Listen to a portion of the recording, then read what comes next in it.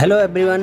आपने Indian army के कई किस्से सुने होंगे, लेकिन आज मैं आपसे इंडियन एयरफोर्स के एक ऐसे कहानी के विषय में जिक्र करूंगा जो ना ही आपने कभी सुने होंगे। भारतीय वायुसेना में भी कई ऐसी कहानियां हैं जो बहादुरी और हिम्मत की मिसाल है। इंडियन एयरफोर्स के जांबाज पायलटों ने 1965 और 1971 के युद्ध में F-86 लड़ाकू विमान उड़ाए थे। आज मैं आपको ऐसे ही कई एयरफोर्स पायलट्स के विषय में बताने जा रहा हूं जिन्होंने 1963 से 1966 के बीच US एयरफोर्स के साथ प्रशिक्षण लिया और बाद में 1971 के युद्ध में पाकिस्तानी एयरफोर्स के 5 सैबर्स को मार गिराया था। यह कहानी शुरू होता है 1962 के चीन भारत युद्ध में 2 प्रमुख बदलाव को जन्म दिया था। पहला यह कि इंडियन एयरफोर्स फाइटर स्क्वाड्रन का विस्तार किया जाए और पायलटों की संख्या बढ़ाई जाए। दूसरा यह कि अमेरिकन व ब्रिटिश एयरफोर्स के साथ असिस्टेंट बढ़ाई जाए ताकि चीन के साथ शक्ति संतुलन स्थापित किया जा सके। उस वक्त यह महसूस किया गया कि भारत में स्क्वाड्रन ट्रेनिंग इस योग्य नहीं है कि ज़रूरत के हिसाब से पूरी तरह से ऑपरेशन के लिए तैयार पायलट्स रेडी कर सके। इसलिए यूनाइटेड स्टेट्स और यूनाइटेड किंगडम दोनों से मदद मांगी गई थी। तब दोनों ही देशों ने रेस्पॉन्ड किया और USAF से प्रशिक्षित AIF पायलट्स T-33 और F-86 जैसे लड़ाकू विमान उड़ाने में महारत हासिल कर सके। उस वक्त US एयरफोर्स ने अपना combat crew training squadron open कर दिया और भारतीय पायलट्स के लिए एडवांस फाइटर कोर्स तैयार किया। उस वक्त Latin America for eastern NATO countries, Iran और पाकिस्तानी क्रू के साथ भारतीय पायलट्स भी प्रशिक्षित हुए। यह कोर्स 6 महीने का था जिसकी ट्रेनिंग लैकलैंड, रेडोल्फ और नेल्लिस एयरफोर्स बेस पर दी गई थी। US एयरफोर्स का मानना था कि इन पायलट्स को कम से कम 200 जेट घंटे की उड़ान का अनुभव जरूर होना चाहिए, साथ ही अच्छी रेटिंग भी रहे। इसलिए एयर हेडक्वार्टर ने यह तय किया कि वैम्पायर और तूफानी स्क्वाड्रन के पायलट्स भी भेजे जाएंगे।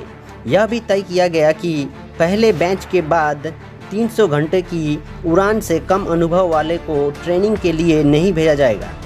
तब उन 3 वर्षों में कुल 82 पायलट्स की ट्रेनिंग पूरी हुई थी। ट्रेनिंग के दौरान लैकलैंड एयरफोर्स पर पहला महीना सिर्फ इंग्लिश की ट्रेनिंग के लिए होता था। उसके बाद रैंडोल्फ एयरफोर्स बेस पर कन्वर्सेशन की ट्रेनिंग दी जाती थी।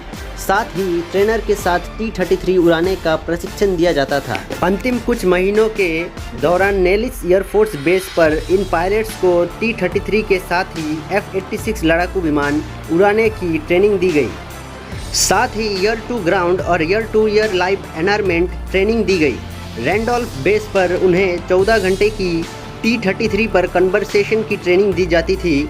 90 मिनट में सर्किट्स, लैंडिंग और सिमुलेटेड फ्लेम आउट पैटर्न की जानकारी दी जाती थी। इस ट्रेनिंग के दौरान aerobatics, instrument flying, GCS radar approach के साथ ही 2 या 4 एयरक्राफ्ट के कोऑर्डिनेशन का प्रशिक्षण शामिल था। तब नेलिस को फाइटर पायलट्स का घर कहा जाता था, क्योंकि तब तक नेवी का टॉप गन स्कूल अस्तित्व में नहीं आया था और नेलिस स्थित CCTS को ही उस जमाने का टॉप गन स्कूल कहा जाता था। नेलिस बेस पर पहला महीना अकेले ही T-33 विमान उड़ाने में बीतता था। साथ ही ईयर टू ग्राउंड की पूरी जानकारी और बॉम्बिंग एक्सरसाइज कराई जाती थी। तब ट्रेनी IAF पायलट्स को 4 एयरक्राफ्ट के कोऑर्डिनेशन के साथ अटैक की ट्रेनिंग दी जाती थी। साथ ही Pakistani pilots, Iran, Latin America और नाटो देशों के पायलट्सों की भी इंफॉर्मेशन दी जाती थी। इसके बाद वे F-86 उड़ाने के साथ ही कन्वर्जन और बंदूक संचालन का प्रशिक्षण पाते थे। यह पहला एयरक्राफ्ट था जो कि हाइड्रोलिकली पावर्ड फ्लाइट कंट्रोल के साथ था।